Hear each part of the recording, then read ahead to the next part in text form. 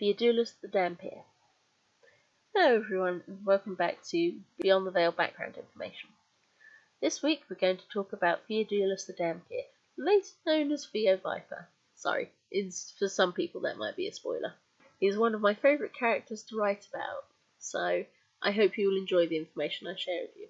My patrons actually get a much more detailed character profile for members of the Viper clan that appear in the stories, so if you want to have more details, like a better description on the things he wears, perhaps, you'd have to look on there.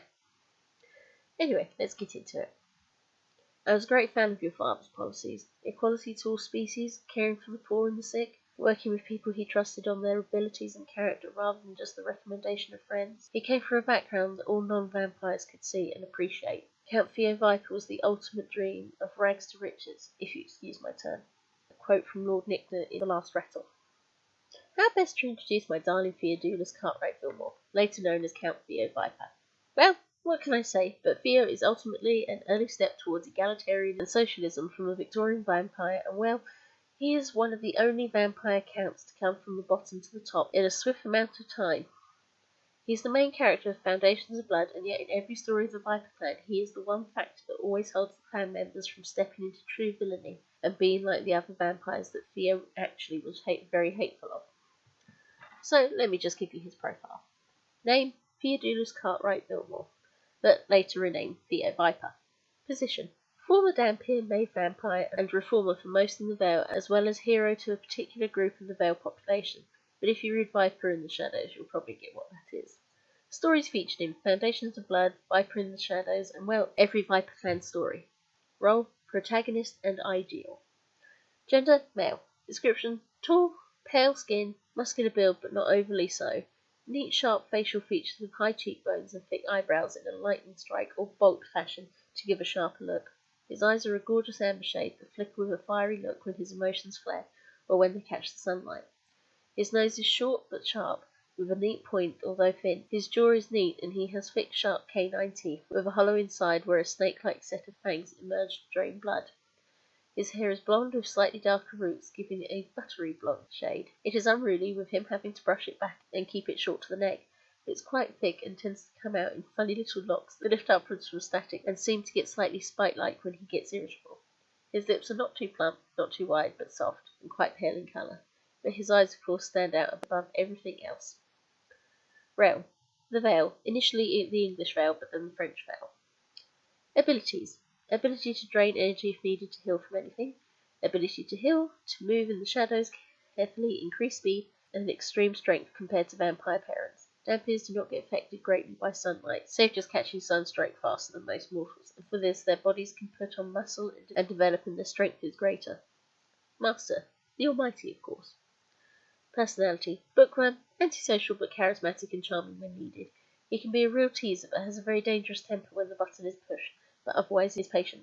He finds it easy to be bullied, but he uses his words to deal with them, and as he gets older, he gets far cleverer at turning them on themselves. He grows a fondness for manipulating people, holds a slightly masochistic streak, and yet he can become obsessive and studious in a flash. He is a charmer around women, but he cannot care for most, though when he meets Adelia, he only wants her attention, obsesses over her, and becomes driven to have what he so desperately desires. He loves wholeheartedly, and family means a lot to him. He despises his nature as a half-breed, but also as a human or as a vampire. He sees himself as different because he is not old-fashioned elitist, and believes in equality for all. He despises the dishonest, despises the entitled, and despises anyone that belittles or attacks others due to the lack of standing or knowledge. He is also very compassionate when needed, has a strong desire to protect others, and yet he is not afraid or regretful if he has to kill someone or injure them to protect others. Relations. Florence Cartwright. His beloved mother, she thought the man to seduce and engage her was to marry her, but upon the birth of their son, he showed his true nature, and she was very upset. But she chose to teach her son to be better than his father. She raised him alone for 8 years until his father went to remove them, and she died to protect her son. Count Tennyson Fillmore. Foul and vicious, Theo's father, the Count had been killing off family and producing hybrids as part of a mad experiment, and made a point on several occasions to murder Dampier produced from this, that not only looked more like him than any of his own sons, but was also stronger than him, and on their only encounter was not scared. His blood, of course, would be used later when his own son defeated him to turn Theo fully vampire, and enable him to become a count. And well, ironically, through Theo, the reason for his experiments came through. Count Talisonville II.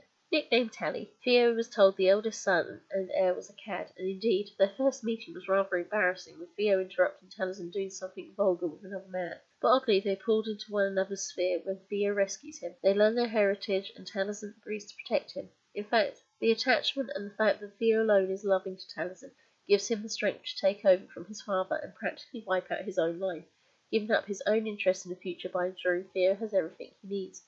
Theo loves his big brother, and they are very close, but he never realised that Taliesin's mind is so cracked that he cannot separate familial from romantic love, and is in love with Theo. Francis Ryder, Theo's other brother. They started off disliking each other, but grew so close they were truly brothers and worked together even after Francis's father turned on Theo. In fact, Francis was also like a brother to Adelia, and had encouraged their romance and would remain attached to the Viper clan till his death, although his own family's link to them gets damaged. Sir Deuteronomy Ryder. He wanted to hold Theo as his ward so he could show how his family's ideals of reforming the hybrid children of the Vale, and sadly included making them work for him, castration and suppression of their powers, could work. But of course, knowing the retribution that might fall to anyone insulting the vampires, Ryder had to show Theo more favours and treat him as a son. But when Theo was doing better than his own flesh and blood, he turned quickly against the child he practically raised to be a man. Adelia Knightsbridge, Theo's first and only love. When he was brought to her father's funeral and left to wander the graveyard, her stray glove slapped him in the face, their eyes locked, and his heart was hers. A ridiculous but adorable meeting, and though she tried not to be attached, fate kept throwing them together. Despite how she's actually what you may consider asexual and almost even aromantic, her love for Theo comes through strongly in the end, and they're a very happy couple, producing 9 kids together. History. On Patreon, I tell them to read Foundations of Blood, but you'll get as good a history as I'm willing to share. But spoiler alerts for key aspects in Foundations of Blood. When his mother could not hide her pregnancy any more from her employers, she was forced out and sought her lover, whom had given her a ring and insisted they were engaged, only to find him placing her in a slum dwelling that thankfully she had to herself, and practically abandoning her as she desperately sought a new job before she gave birth to a son. Her lover came to see the boy, and amused to see a Dampier, he callously named him Slave of God, and then, after a few days, threw Florence out of the house and onto the streets of the boy, all interest gone. But Theodulus grew up loved and happy with his mother, bouncing from house to house as his mother worked desperately for whatever money she could to keep them fed, and they spent nights huddled together under their clothes, trembling against the dangers of the slum night. She was a governess, and so taught her son well, even teaching him to sing, and Theo was smarter than all the children around him. But the children did not want to play with him because he was a bastard, and so Theo only really had his mother. Sadly, when he was still very young, Count Fillmore decided to remove his various half-breeds and sent his servants out to cull them. On one occasion, Florence spotted a Strixon on a roof spying on her son and pulled him into cover before contacting the Vale agent, begging for their protection. On another occasion, a stranger, a ghoul, tried to kidnap Theo from the household where he was working with his mother to clean and chimney sweep, but thankfully he got himself stuck in the chimney and the ghoul was found out and beaten out by Florence. But the Vale agents would not help, and then one night Bertha the werewolf was sent to them and hunted them into rubble, where Florence took the attack for her son and was practically torn apart before the werewolf turned on Theo. Bit into his wrist, but the fear of death triggered the vampire change in Theo, earlier than anyone known in history, and in this state the 8-year-old slaughtered the werewolf and even began to devour him, only to come out of the shock when the agents came to rescue him at last, but Theo lost his voice from the shock. He stayed with one of the agents and his family for a while, happy in the cheap household still in slums, but filled with love, noise and trust, only to find that due to the knowledge he was the English Count's son, had brought him the position as an adoptive child to Sir Deuteronomy Ryder.